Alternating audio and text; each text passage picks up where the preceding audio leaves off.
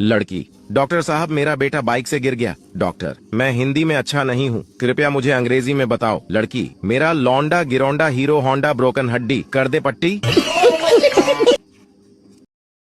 सोचा था 2 शादियां करूंगा, एक पीटेगी तो दूसरी बचाएगी। रात को सपना देखा, एक ने पकड़ रखा था, दूसरी पीट रही थी।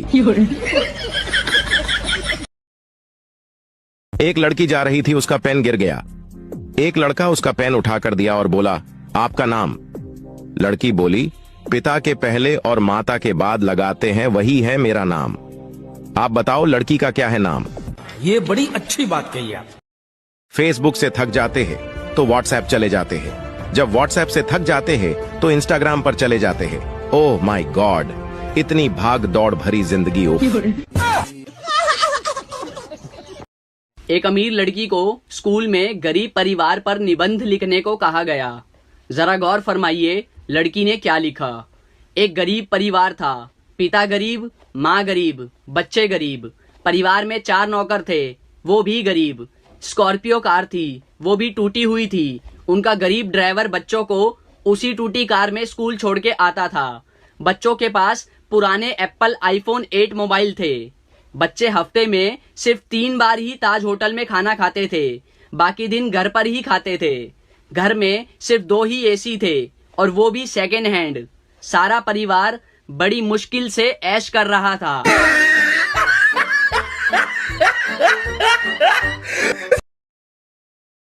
CBSE, UPSC, दिन में सोडा रात को लस्सी। ICSE, NTSE, गोल करेंगे रोनाल्डो मेसी। बोर्ड एग्जाम में होने वाली है सारे बच्चों की ऐसी की तैसी। चिंता ता चिता चिता चिंता ता ता।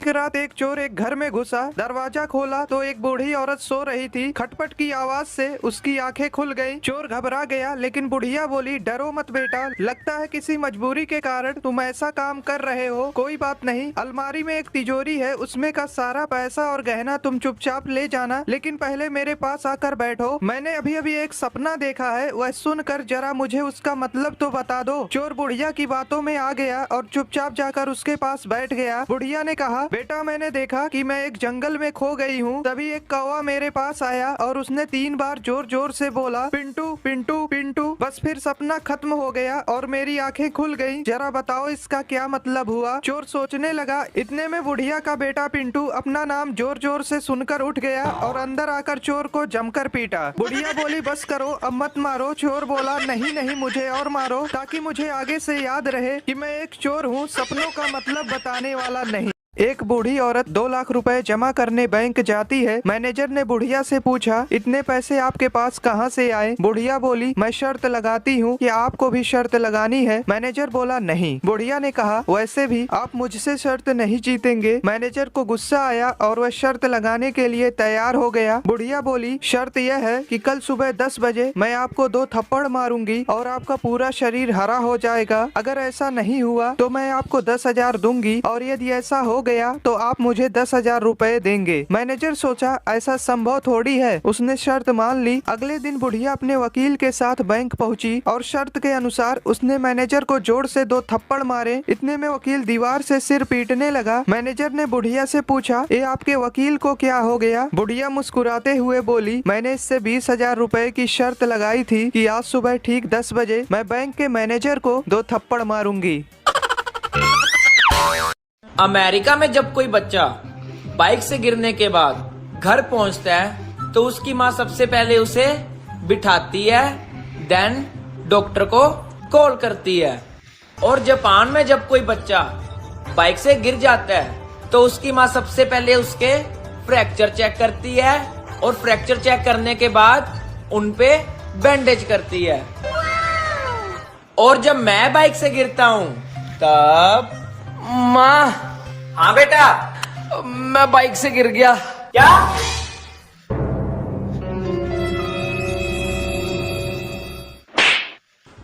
चला बाइक।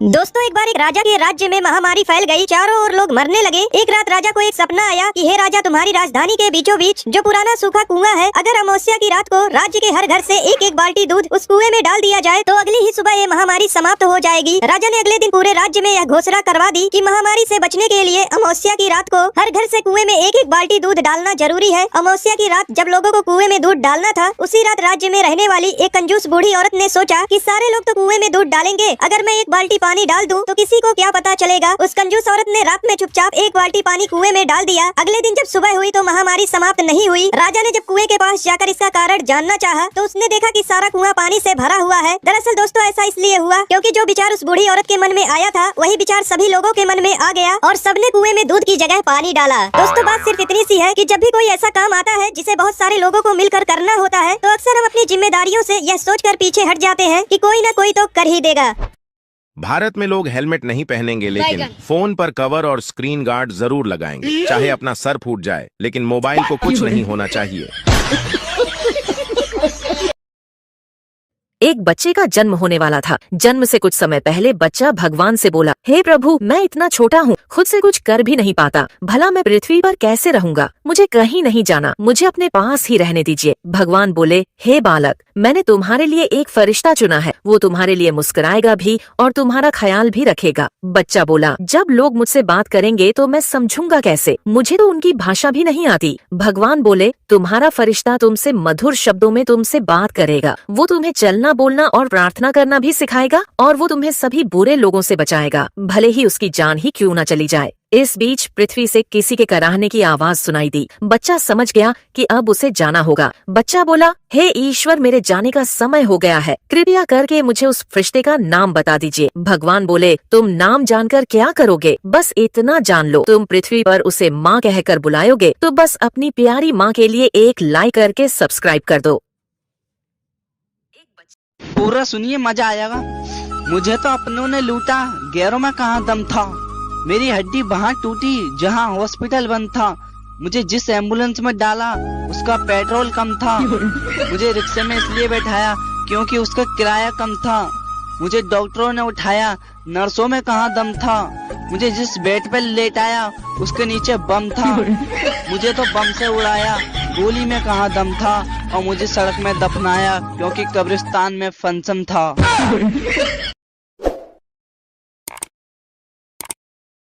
सुबह ब्रश किया तो टूथपेस्ट में लौंग थी, फिर चाय पी उसमें भी लौंग थी, दोपहर में दाल खाई उसमें भी लौंग थी, रात को बिरयानी खाई उसमें भी लौंग थी, सोने से पहले पान खाया उसमें भी लौंग थी। अरे तो कहना क्या चाहते हो? It's been a long day. Japan में दो भाई रहते थे। एक का नाम जो था, दूसरे का नाम वो था। एक रात जो को बाथरूम में भूत दिखा। जो डर गया और उसने वो को आवाज लगाई। वो दौड़ते हुए बाथरूम में आया और भूत को देखते ही उसका हार्ट फेल हो गया और वो मर गया। बस उसी दिन से कहावत हो गई, जो डर गया वो मर गया। दुख क्या है? 7 बजे नींद खुले और पता चले अब वापस नहीं सोना। खुशी क्या है? रात को 2 बजे नींद खुले और पता चले कि अभी 5 घंटे और सोना है।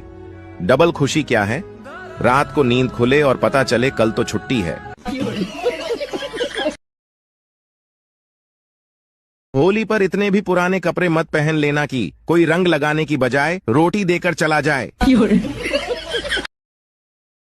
एक माँ ने अपने बच्चे से मार्कशीट मांगी। बच्चे ने मार्कशीट दिखाई जिसमें उसे गणित में 100 में से 90 अंक प्राप्त हुए थे। माँ ने मार्कशीट देखी और उसे जोर जोर से पीटने लगी। फिर बोली, तुम कब से इतने समझदार हो गए? जरूर तुमने 9 के 90 करे हैं। 0 अपने आप पढ़ाते हो। बोल बोल कर बस उसे पीटे ही जा रही थी और बच्चा बेचारा रोए जा रहा था। बच्चा हाथ जोड़ जोड़ कर बोल रहा था कि माँ मैंने 0 नहीं बढ़ाया, मगर माँ कुछ सुनने के मूड में नहीं थी और उसे बस पीटे ही जा रही थी। 3 साल बाद माँ ने अपने बच्चे से फिर से पूछा कि सच सच बताओ तुमने 0 बढ़ाया था? बच्चे ने कहा नहीं माँ, मैंने 0 नहीं बढ़ाया था। माँ ये सुनकर फिर से गुस्सा हो गई और बच्चे को पीट कर चली गई। फिर बच्चा रोते हुए बोला कि दोस्तों मैंने 0 नहीं बढ़ाया था, मैंने तो 0 के आगे 9 बढ़ाया था। और ये बात दूर खड़ी माँ ने सुन ली और आगे क्या हुआ आप देख ही सकते हैं। When you study, you pass. And when you pass, you get happy. And when you get happy, you play. And when you play, you get tired. And when you get tired, you get sick. And when you get sick, you die. So don't study. Pintu एक बार अपने घर की light सुधार रहा था, तभी उसके ऊपर बिजली का तार गिर गया। पिंटू तड़प तड़प कर मरने ही वाला था कि अचानक उसे याद आया कि बिजली तो सुबह से बंद है। वापस उठकर हंसते हुए बोला, साला याद नहीं आता तो आज मर ही जाता।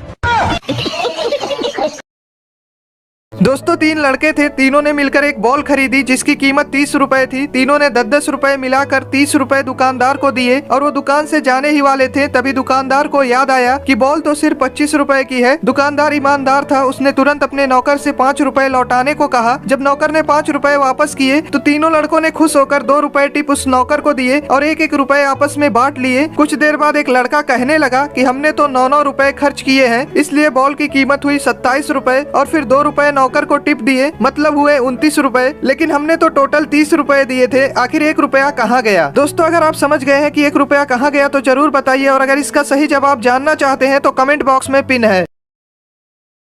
दोस्तों 2 लड़के लड़की शादी करना चाहते थे, लेकिन लड़की का बाप चाहता था कि शादी ना हो, इसलिए उसने लड़के के सामने एक शर्त रखा कि अगर बारात में कोई भी बूढ़ा आदमी आया तो शादी नहीं होगी। लड़के ने मजबूरी में शर्त मान ली। जब बारात लड़की के घर जाने के लिए निकलने वाली थी, तभी लड़के के नाना ने कहा मैं भी जाऊंगा बारात। लोगों ने समझाया कि अगर आप गए तो शादी नहीं होगी। नाना बोले चाहे कुछ भी हो लेकिन मैं जाऊंगा। लोगों ने फैसला किया कि बूढ़े नाना को डिग्गी में बैठा लो, लेकिन उन्हें बाहर मत निकालना। नाना को डिग्गी में डाल दिया गया। जब बारात पहुंची तो लड़की के बाप ने फिर से टांग अड़ा दी और लड़के से कहा शादी तभी होगी जब तुम पास के इस तालाब से पानी की जगह दूध बहवा दो। बारातियों ने कहा यह तो पॉसिबल नहीं है। बारात वापस आने लगी, तभी नाना ने डिग्गी से आवाज लगाई, बस इतनी सी बात के लिए तुम सब वापस जा रहे हो? जाओ जाकर लड़की के बाप से कह दो कि हमने दूध का इंतजाम कर लिया है, आप तालाब का पानी खाली करा दो। दोस्तों भारत पाकिस्तान के बीच जो लड़ाई हुई उसमें कुछ भी अच्छा नहीं हुआ, लेकिन एक चीज जो अच्छी हुई वो ये हुई कि हमें पता चल गया हमारे देश के लिए कौन कौन वफादार है। इस 6 दिन की लड़ाई में भारत के हर नागरिक ने इंडियन आर्मी का बहुत साथ दिया, पर एक सेक्शन और था ऐसा जिसने पूरे भारतीयों का साथ दिया, वो थे हमारे इन्फ्लुएंसर्स। हाँ, इस लड़ाई में हमारी इंडियन मीडिया ने काफी झूठी खबरें फैलाई, लेकिन अगर हमारे इन्फ्लुएंसर्स नहीं होते तो हम भी पाकिस्तान की तरह झूठी बातों में उलझ कर रह जाते। लोगों ने मीडिया से ज्यादा वीडियो क्रिएटर्स की सुनी। लिटरली पाकिस्तानी एक्टर्स हारने के बाद भी विक्ट्री परेड निकाल रहे हैं, पर हमारे एक्टर्स तो सारे चुप रहे और कुछ इन्फ्लुएंसर्स भी चुप रहे ताकि उनकी ऑडियंस न चली जाए। पर जो बोले उन्होंने हमें एक हौसला दिया और ऐसे वक्त में हिंदू मुस्लिम करने से रोका। एक नया फोन लेकर उसकी अनबॉक्सिंग वीडियो बना देना, चाची को साड़ी दिला देना या फिर वीडियो कॉल पे एक दूसरे को गाली दे देना। अगर तुम्हारी नजर में कंटेंट इसे कहते हैं तो जाकर प्यार से फॉलो करो। पर चलो आओ थैंक्स बोलते हैं उन लोगों को जिन्होंने ऐसे वक्त में हमारे देश का साथ दिया। कमेंट्स में उस इन्फ्लुएंसर को, उस वीडियो क्रिएटर को टैग जरूर करना जिसने आपको सबसे ज्यादा होप, जिसकी वीडियो आपने सबसे पहले देखी और जिसने आपको सही इन्फॉर्मेशन दी। भेज दो सबको ये वीडियो। इंग्लिश की क्लास में गोलू लेट पहुंचा। English teacher, Golu why are you so late? Golu, madam वो ना। Teacher, Golu speak in English. Golu, madam my car was फसिंग इन कीचड़, नो हिलिंग नो डुलिंग, ओनली भुर्र भुर्र करिंग। दोस्तों एक कसाई के घर चूहा, कबूतर, मुर्गा और बकरा रहते थे। एक दिन कसाई चूहा पकड़ने के लिए एक चूहादानी ले आया। जब चूहे को यह बात पता चली तो वह भागा भागा कबूतर के पास गया और बोला, बहन मेरी मदद करो, कसाई चूहादानी लाया है, उस चूहेदानी को कहीं दूर फेंक आओ। कबूतर बोली, चूहेदानी से मुझे क्या खतरा, मैं क्यों फेंकूं? अब चूहा मुर्गे के पास गया। मुर्गा हंसकर बोला, ये तो मेरी समस्या नहीं है, तुझे खतरा है, तू जाकर फेंक। बेचारा चूहा दौड़ते हुए बकरे के पास गया। बकरा बोला, चूहेदानी में मैं थोड़ी फंसने वाला, मैं ऐसा बिल्कुल नहीं करूंगा। निराश होकर चूहा अपने बिल में चला गया। रात को अचानक खट की आवाज आई। कसाई की बीवी को लगा कि चूहा चूहेदानी में फंस गया है। वह चूहेदानी के पास जा रही थी, अचानक उसे सांप ने काट लिया। कसाई अपनी बीबी को वैद्य के पास ले गया। वैद्य बोला, इसे कबूतर का सूप पिलाओगे तो ठीक हो जाएगी। कसाई ने कबूतर का सूप बनाकर अपनी बीबी को पिला दिया। उसकी बीबी ठीक हो गई। कसाई ने अपनी बीबी के ठीक होने की खुशी में मुर्गे को काटा और खा गए। जब पड़ोसी को पता चला कि उनकी पत्नी ठीक हो गई है तो सब पार्टी मांगने घर आए और कसाई ने पार्टी में बकरा बनवा दिया। दोस्तों, यह वही कबूतर, मुर्गा और बकरा थे जो चूहे के मुसीबत के समय में उसका साथ देने के बजाय उसका मजाक उड़ा रहे थे, क्योंकि उन्हें सिर्फ यही लगता था कि यह सिर्फ चूहे की प्रॉब्लम है। तुम्हें पता है एक जेंटलमैन कौन होता है? जो तुम्हारी बकवास बातें भी बड़े गौर से सुने, जो तुम्हारा रंग रूप दौलत देखकर नहीं, तुम्हारी मासूमियत देखकर तुम्हें प्यार करे, जो तुम्हारी बिना फिल्टर वाली फोटो की भी तारीफ करे और जब तुम इनसिक्योरिटीज हो तो इग्नोर नहीं क्लियर करे, जिसे तुम्हारे जिस्म से नहीं बालों से खेलना पसंद हो, जो तुम्हारी मर्जी के बगैर तुम्हें उस नज़र से देखे भी ना, भले ही तुम्हारी आँख खुली हो या बंद हो, जो तुम्हें भले ही कितना भी प्यार करता हो लेकिन अपनी माँ को हमेशा प्रायोरिटी दे, जो महंगे महंगे गिफ्ट्स भले ही ना दिलाए लेकिन तुम्हारे पीरियड्स में तुम्हें एक चॉकलेट जरूर ला कर दे, जो भले ही तुम्हारी गलतियों पे तुम्हें डांटे लेकिन दूसरों के आगे बहुत रिस्पेक्ट से बात करे, जिसके पास ऑप्शंस भले ही कितने हो लेकिन वो हमेशा सिर्फ तुम्हें ही चुने, जो तुम्हारे आगे रोने से बिल्कुल ना शर्माए और उसे देखकर जब तुम रो दो तो वो चुप हो जाए, और अगर ऐसा लड़का तुम्हें मिले तो उसका साथ कभी मत छोड़ना। एक पिता अपनी बेटी के लिए लड़का देखने गया। उन्होंने लड़के के पिता से पूछा, छोरो काई करे है? लड़के के पिता ने कहा, सीए है। उन्होंने पूछा, छोरा की बहन काई करे है? पिता ने कहा, वाह भी सीए है। उन्होंने फिर पूछा, छोरा की माँ काई करे है? पिता ने कहा, वाह भी सीए है। उन्होंने फिर पूछा, अरे वाह, सब सीए है, मतलब आप भी सीए ही होगा? लड़के का पिता, ना ना, मैं तो घाघरा ब्लाउज कटिंग करूं, ये सब लोग सीए हैं।